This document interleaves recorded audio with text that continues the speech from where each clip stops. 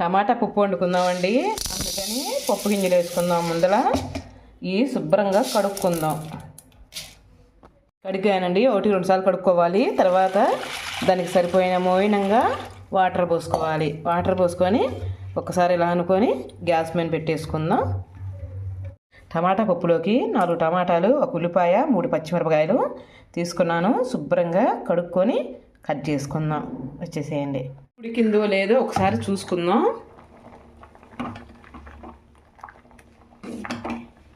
ఉడికిందండి పప్పు. మనం ఇంకా టమాటా ముక్కలు వేసుకుందాం.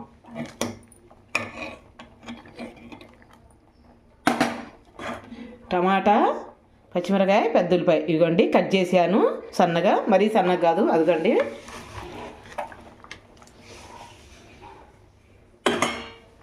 దానికి కొంచెం పసుపు, కొంచెం చింతపండు,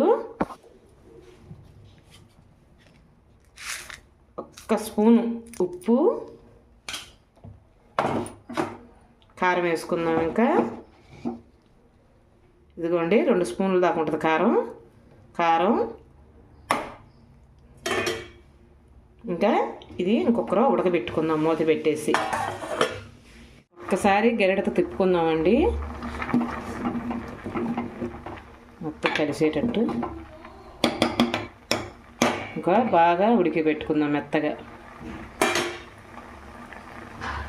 అదిగో 2 స్పూన్లు ఆయిల్ వేసి జీలకర్ర వేసానండి. జీలకర్ర వేసాక కొన్ని పచ్చిపప్పు వేసుకుందాం. ఆవాలు పప్పులో భలే ఉంటాయి. కొంచెం ఆవాలు వేసుకుందాం. కొంచెం వేపుకుందాం. అవి ఫ్రై అయినాయి.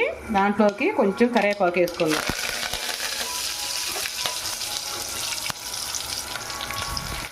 కరివేపాకు కొంచెం అలా వేగితే బాగుంటుంది.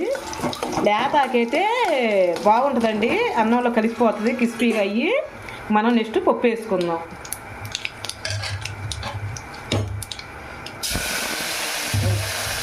పప్పు వేసుకుందామండి.